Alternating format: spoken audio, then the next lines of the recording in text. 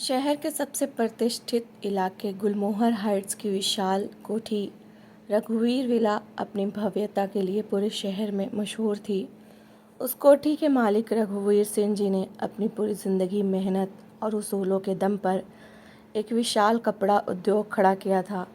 वो स्वाभिमानी थे, कड़क मिजाज और समाज में अपनी ऊंची साख को लेकर बेहद सतर्क रहने वाले इंसान थे। उनकी पूरी दुनिया अपनी इकलौती बेटी सुप्रिया के इर्द गिर्द घूमती थी। बचपन में ही माँ का साया छिन जाने के बाद रघुवीर जी ने सुप्रिया को बड़े नाज़ों से पाला था। सुप्रिया मास कम्युनिकेशन की पढ़ाई पूरी कर चुकी थी और समाज सेवा से जुड़े प्रोजेक्ट्स में काम करती थी। दौलत के बीच पलने के बावजूद उसके स्वभाव में ज़रा भी घमंड नहीं था। उसी शहर के दूसरे कोने पर एक पुरानी बस्ती के 2 कमरों के सीलन भरे मकान में अविनाश का परिवार रहता था। अविनाश ने अंग्रेज़ी साहित्य में एमए की डिग्री प्रथम श्रेणी से हासिल की थी। कॉलेज के दिनों में वो वाद विवाद प्रतियोगिताओं का विजेता और गोल्ड मेडलिस्ट रहा था, लेकिन एमए की पढ़ाई ख़त्म होते ही उसके सिर से पिता का साया उठ गया। पिता के लंबे इलाज में जमा पूंजी ख़त्म हो चुकी थी और कुछ स्थानीय साहूकारों का कर्ज भी सिर पर था। घर में बीमार माँ की नियमित दवाइयाँ और छोटे भाई की स्कूल की फ़ीस का दबाव हर रोज़ अविनाश के स्वाभिमान को झकझोरता था। अविनाश ने दर्जनों नौकरियों के लिए आवेदन दिए, इंटरव्यू में लंबी कतारों में खड़ा हुआ, पर हर जगह या तो सिफारिशें चलती थीं या फिर अनुभव के नाम पर उसे लौटा दिया जाता था। जब एक दिन घर में माँ की दवाई के पैसे भी नहीं बचे तो अविनाश ने अपनी एमए की डिग्री को एक पुराने ट्रंक में बंद किया और ड्राइविंग का काम शुरू करने का कड़ा फैसला किया। रघुवीर सिंह के मैनेजर ने जब अविनाश की साफ सुथरी आदत, शांत स्वभाव और सलीकेदार बोलचाल देखी तो उसे सुप्रिया की गाड़ी चलाने के लिए नियुक्त कर लिया। शुरुआत के कुछ हफ्तों तक दोनों के बीच सिर्फ औपचारिक बातें ही होती थीं। अविनाश हर सुबह समय पर सफ़ेद शर्ट पैंट में गाड़ी लेकर हाजिर हो जाता। वो सुप्रिया के बैठते ही आदर से दरवाज़ा बंद करता, नज़रें हमेशा सामने सड़क पर रखता और जब तक पूछा ना जाए एक शब्द भी नहीं बोलता। सुप्रिया भी उसे एक बेहद अनुशासित और कर्तव्यनिष्ठ ड्राइवर मानती थी। एक दिन शाम को जब सुप्रिया एक एनजीओ की बैठक से लौट रही थी तो शहर में मूसलाधार बारिश हो गई। भारी जलभराव के कारण मुख्य सड़क पर भयंकर ट्रैफिक जाम लग गया और गाड़ियां घंटों के लिए एक ही जगह थम गईं। पिछली सीट पर बैठी सुप्रिया अपनी एक अंग्रेज़ी रिसर्च पेपर की किताब पढ़ने की कोशिश कर रही थी। वो बार बार माथे पर बल डालकर एक लंबे साहित्यिक उद्धरण को समझने में उलझ रही थी। अविनाश ने रियर व्यू मिरर में देखा कि वो काफ़ी देर से परेशान हो रही है। उसने बहुत ही शालीन और धीमे स्वर में कहा, मैम, अगर आप अन्यथा ना लें, उस पंक्ति का संदर्भ शेक्सपियर के उस विचार से है जहाँ इंसान अपनी आंतरिक इच्छाओं और सामाजिक बंधनों के बीच संघर्ष करता है। इसका सीधा अर्थ ये है कि सच्ची आज़ादी मंजिल पर नहीं बल्कि अपने डर को जीतने में है। सुप्रिया ने चौंक कर किताब से नज़र हटाई और अविनाश की ओर देखा।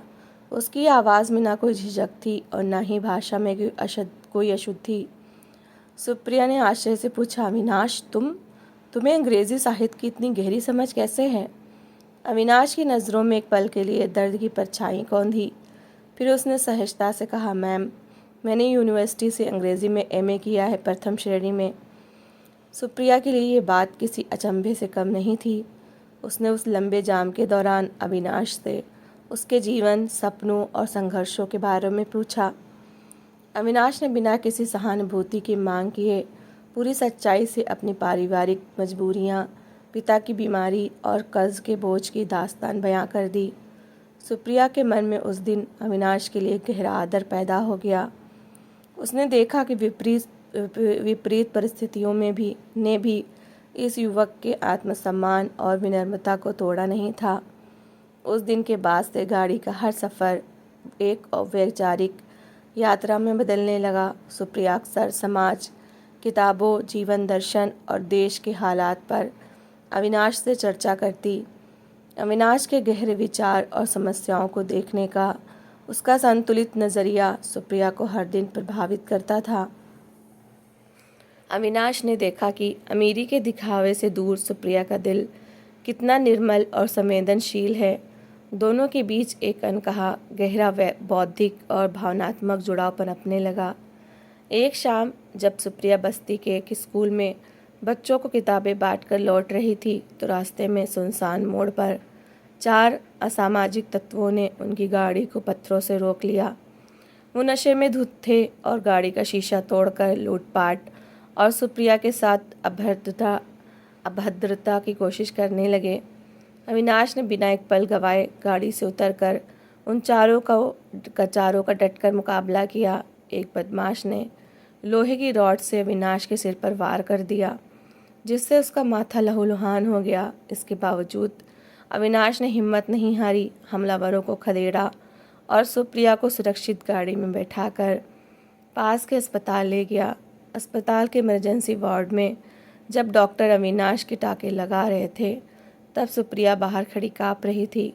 जब वो अंदर गई और उसने पट्टी से बंधे अविनाश के शांत चेहरे को देखा तो उसके आंसुओं का बांध टूट गया। उसने महसूस किया कि यह सिर्फ एक कर्मचारी का फ़र्ज़ नहीं था, बल्कि वो समर्पण था जो सिर्फ सच्चे प्रेम से ही उपज सकता है। सुप्रिया ने अविनाश का हाथ थामते हुए कहा, तुमने अपनी जान दांव पर क्यों लगाई अविनाश?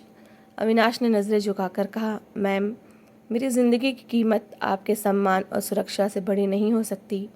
सुप्रिया ने भरी आंखों से कहा, मुझे मैम मत कहो अविनाश, मैं तुमसे प्यार करती हूँ। मैं अपनी पूरी ज़िंदगी तुम्हारे साथ बिताना चाहती हूँ। अविनाश सन्न रह गया। उसने खुद को संभाला और भारी मन से कहा, सुप्रिया जी, ये संभव नहीं है। आप एक बड़े परिवार की बेटी हैं और मैं एक मामूली ड्राइवर। समाज, आपके पिताजी और हमारी हैसियत के बीच ज़मीन आसमान का अंतर है। मैं आपकी भावनाओं का आदर करता हूँ, मगर ये आग का दरिया है। लेकिन सुप्रिया अपने फैसले पर अटल थी। उसने कहा कि प्यार हैसियत देखकर नहीं, इंसान की नीयत और चरित्र देखकर किया जाता है। जब ये बात रघुवीर सिंह के कानों तक पहुँची तो रघुवीर विला की दीवारें उनके गुस्से से काँप उठीं। रघुवीर जी के लिए ये बात असहनीय थी कि जिस बेटी के लिए वो शहर के सबसे अमीर घरानों के रिश्ते देख रहे थे, वो उनके ही घर के एक नौकर से शादी करने की बात कर रही थी। रघुवीर जी ने उसी रात अविनाश को नौकरी से निकाल दिया और शहर छोड़कर चले जाने की धमकी दी। उन्होंने सुप्रिया के एक कमरे में पहरा बैठा दिया और उसका बाहर निकलना बंद करवा दिया। रघुवीर जी ने गुस्से में सुप्रिया से कहा, तूने मेरी पगड़ी उछालने में कोई कसर नहीं छोड़ी। वो लड़का सिर्फ चंद हज़ार की नौकरी करता है। प्यार के 2 बोल से चूल्हा नहीं जलता सुप्रिया। वो तुझे क्या सुख देगा? सुप्रिया ने हाथ जोड़कर मगर बिना डरे अपने पिता की आंखों में देखकर कहा, पापा, आपने ज़िंदगी भर मुझे ईमानदारी की रोटी की कद्र करना सिखाया है। अविनाश चोर या बेईमान नहीं है। उसने परिवार के लिए अपनी डिग्रियों को भुलाकर मेहनत की है। उसका आज बुरा हो सकता है, लेकिन उसका चरित्र किसी भी दौलतमंद से कहीं ऊंचा है। इधर नौकरी छूटने के बाद अविनाश टूटा नहीं। सुप्रिया के अटूट विश्वास ने उसके सोए हुए सपनों को जगा दिया था। उसने एक साधारण कोचिंग संस्थान में अंग्रेज़ी पढ़ाना शुरू किया, जहाँ से उसे थोड़ा वेतन मिलने लगा। उसने अपनी माँ को विश्वास दिलाया और दिन रात पढ़ाई में जुट गया। वो रात को 3-3 घंटे सोकर राज प्रशासनिक सेवा PSC की मुख्य परीक्षा की तैयारी करने लगा। उसका लक्ष्य किसी से बदला लेना नहीं था, बल्कि खुद को उस मुकाम तक पहुंचाना था जहां कोई उसके स्वाभिमान पर उंगली न उठा सके। सुप्रिया के घर में तनाव चरम पर था। रघुवीर जी ने आनन फानन में एक बड़े उद्योगपति के बेटे के साथ सुप्रिया का रिश्ता तय करने की बात आगे बढ़ाई। जब वो परिवार रिश्ते की बात करने आया तो लड़के और उसके पिता की बातचीत में सिर्फ व्यापारिक सौदे, दहेज में मिलने वाली महंगी गाड़ियों और अपनी संपत्ति का खोखला दिखावा था। रघुवीर जी खुद एक स्वाभिमानी व्यापारी थे। उन्हें अंदर ही अंदर ये बात खटक रही थी कि सामने वाला परिवार उनकी बेटी के गुणों से नहीं, बल्कि उनकी संपत्ति से रिश्ता जोड़ना चाहता है। इसी दौरान रघुवीर जी की टेक्सटाइल कंपनी पर एक बहुत बड़ा संकट आ गया। उनके पुराने व्यापारिक साझेदार ने एक बड़ा वित्तीय घोटाला करके कंपनी के अहम दस्तावेज गायब कर दिए और रघुवीर जी पर करोड़ों की धोखाधड़ी और टैक्स चोरी का झूठा मुकदमा दर्ज करवा दिया। रातों रात रघुवीर जी के बैंक खाते सील हो गए, बाजार में साख गिरने लगी और पुलिसिया जांच का शिकंजा कस गया। बड़े बड़े वकील केस की पेचीदगियों को देखकर पीछे हटने लगे। सालों की बनाई इज्जत को मिट्टी में मिलते देख रघुवीर जी को दिल का हल्का दौरा पड़ा और वो मानसिक रूप से बिल्कुल टूट गए। ये खबर जब अखबारों के ज़रिए अविनाश तक पहुंची तो वो चुप नहीं बैठ सका। उसने अपनी प्रशासनिक और कानूनी पढ़ाई के ज्ञान का उपयोग किया। उसने रघुवीर जी के पुराने अकाउंटेंट और वकीलों से संपर्क किया और केस से जुड़ी सैकड़ों फाइलों, पुराने ऑडिट रिकॉर्ड्स और बैंक लेन देन का गहराई से अध्ययन किया। लगातार 4 दिनों तक बिना सोए अविनाश ने उस कानूनी बारीकियों को ढूंढ निकाला जहां साझेदार ने जाली हस्ताक्षर करके रघुवीर जी की कंपनी के फंड्स को अपने निजी खाते में ट्रांसफ़र किया था। उसने सारे साक्ष्य, बैंक स्टेटमेंट की प्रतियां और फॉरेंसिक रिपोर्ट तैयार की जिससे रघुवीर जी की बेगुनाही पूरी तरह साबित हो सकती थी। अविनाश वो फाइल लेकर रघुवीर विला पहुंचा। रघुवीर जी उस वक्त अपने स्टडी रूम में सिर थामे बैठे थे। दरवाजे पर अविनाश को देखकर वो चौंक गए। अविनाश ने कमरे में दाखिल होकर वो फाइल रघुवीर जी के मेज़ पर रखी और हाथ जोड़कर कहा, सर, यह आपके केस से जुड़े वो दस्तावेज़ हैं जो आपके साझेदार की धोखाधड़ी को कोर्ट में साबित कर देंगे। आपके पुराने अकाउंट्स में साजिश के तहत हेरफेर किया गया था। इस फाइल के आधार पर आपके वकील कल ही आपकी ज़मानत और कंपनी की साख बहाल करवा सकते हैं। रघुवीर जी ने कांपते हाथों से फाइल के पन्ने पलटे। उनकी आंखों में अविश्वास था। उन्होंने भारी आवाज़ में पूछा, अविनाश, तुमने ये सब क्यों किया? मैंने तुम्हें बेइज्जत करके नौकरी से निकाला था, तुम्हारी हैसियत पर सवाल उठाए थे, फिर तुम मेरी मदद के लिए क्यों आए? अविनाश ने बहुत ही विनम्रता और स्वाभिमान से उत्तर दिया, सर, जब मेरे घर में माँ की बीमारी के लिए पैसे नहीं थे तब आपने मुझे रोज़गार दिया था। मैं अपनी रोटी का कर्ज कभी नहीं भूलता। मैंने ये सब सुप्रिया जी को पाने की शर्त के तौर पर नहीं किया है। सुप्रिया जी मेरे नसीब में हो या ना हो, लेकिन एक बेगुनाह और बुजुर्ग इंसान का मान सम्मान बच सके, ये मेरा नैतिक कर्तव्य था। अविनाश वहाँ से चुपचाप चला गया। अगले ही दिन कोर्ट में वो सबूत पेश किए गए और रघुवीर जी पर लगे सभी आरोप बेबुनियाद साबित हुए। धोखेबाज साझेदार को पुलिस ने गिरफ्तार कर लिया और रघुवीर जी का नाम पूरी तरह साफ हो गया। उसी शाम राज प्रशासनिक सेवा का अंतिम परिणाम घोषित हुआ। पूरे शहर के अखबारों में पहले पन्ने पर खबर छपी कि विपरीत परिस्थितियों से लड़कर मेहनत से पढ़ने वाले अविनाश ने पूरे राज्य में तीसरा स्थान हासिल किया है और उसका चयन डिप्टी कलेक्टर प्रशासनिक अधिकारी के पद पर हुआ है। रघुवीर जी ने जब ये खबर पढ़ी तो उनके दिल पर लगा अहंकार का पर्दा हमेशा के लिए हट गया। उन्हें समझ आ गया कि सच्चा इंसान अपनी दौलत से नहीं, अपनी नीयत, संस्कार, ज्ञान और संघर्ष की क्षमता से बड़ा होता है।